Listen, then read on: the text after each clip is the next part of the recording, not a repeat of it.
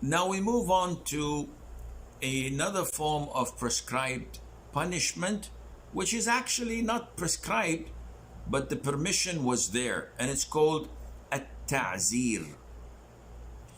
The discretionary punishment.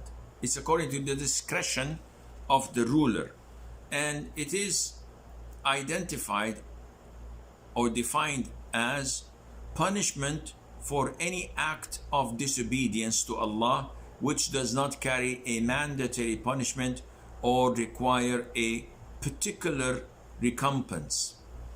Now we understand why every time we speak about a major sin such as fornication, such as consuming intoxicants, such as slandering, and such as theft, we say that there are conditions to be fulfilled. So what happens if the conditions were not fulfilled? In this case, we refer to at-Tazir, and this is a subject to the Muslim ruler's discretion. Give example. I'll give you a fresh example.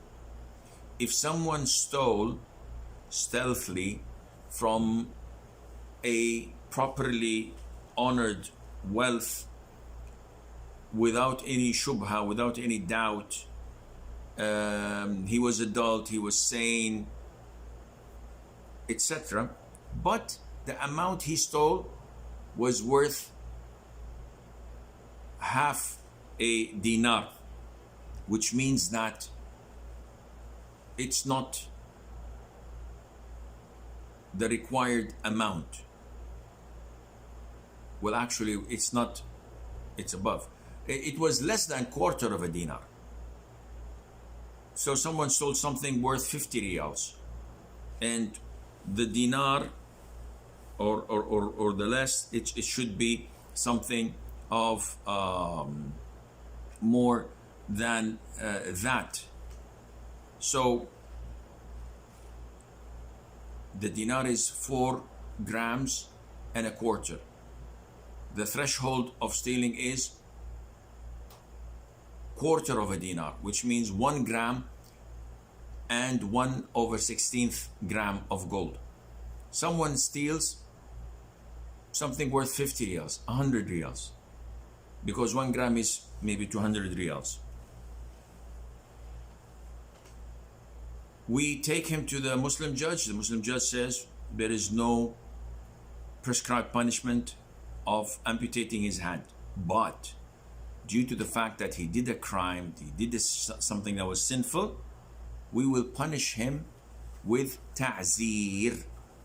And this is the sin that is falling short from a sin that requires a prescribed punishment. It fell short from it. If we caught a man red-handed with a woman who's an unmahram, not his wife, in a room for a whole day, and then we caught them, or they were both nude and sleeping together in the same bed, but we did not see the actual thing that allows us to implement the major punishment of fornication or adultery. In this case, it is for the discretion of the judge to prescribe a punishment.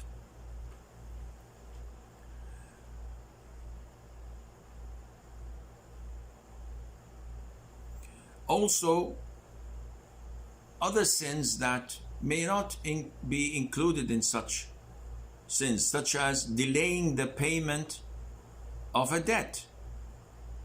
I gave someone money and he's postponing paying it back.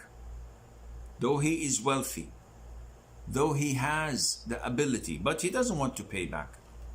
The Prophet said, alayhi salatu wasalam, delaying the repayment of a debt by a person able to repay it is an act of injustice that allows his punishment. So we can punish him. So at-ta'zir is left to the discretion of the ruler. And originally, Tazir means to prevent. So this punishment is made to deter and to prevent and to reprimand someone for doing something which he had done. Why do we say it is prescribed and not prescribed? See, fornication, 100 lashes prescribed. Slandering, 80 lashes. Adultery, stoning to death. Stealing, amputation of the hand. All of these are prescribed. But when it comes to ta'zir, it's up to the discretion of the Muslim ruler. And this differs from one place to the other. As it says here at the end, it can be physical punishment, like flogging, or sometimes death. So in Saudi Arabia, for example, those convicted of dealing in drugs due to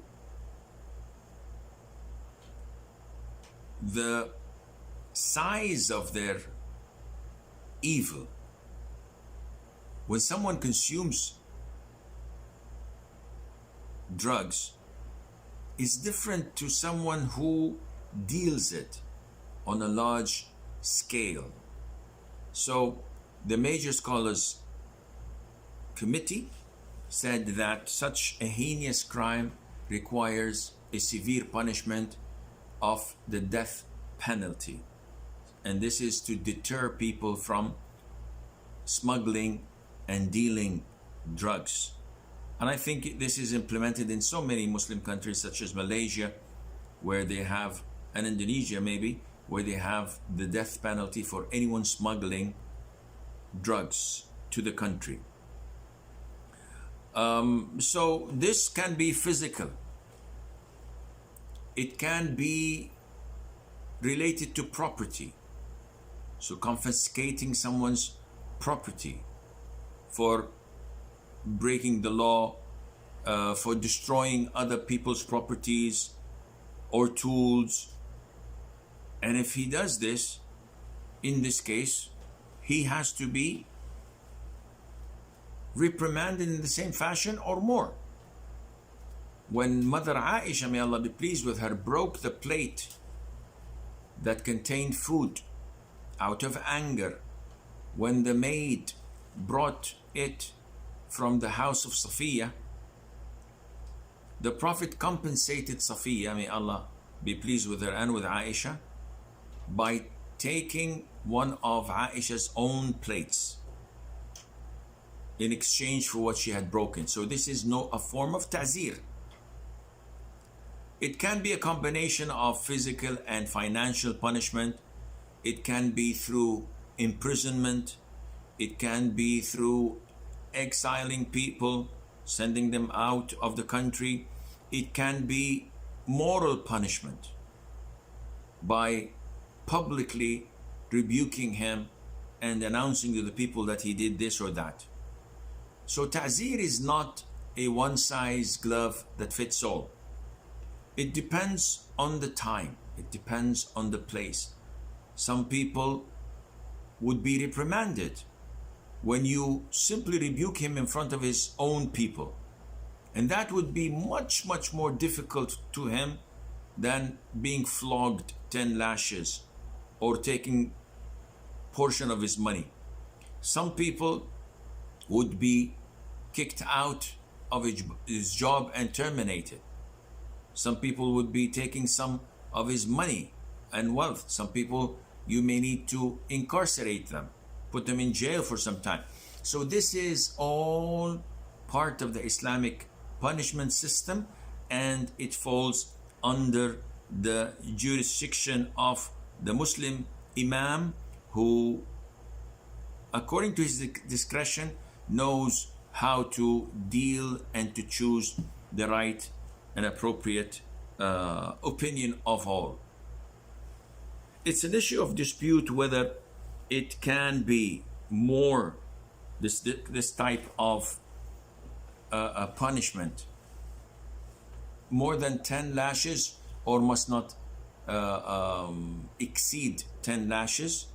And this is something that is an issue of dispute, and it's for the Muslim ruler to implement what he thinks best.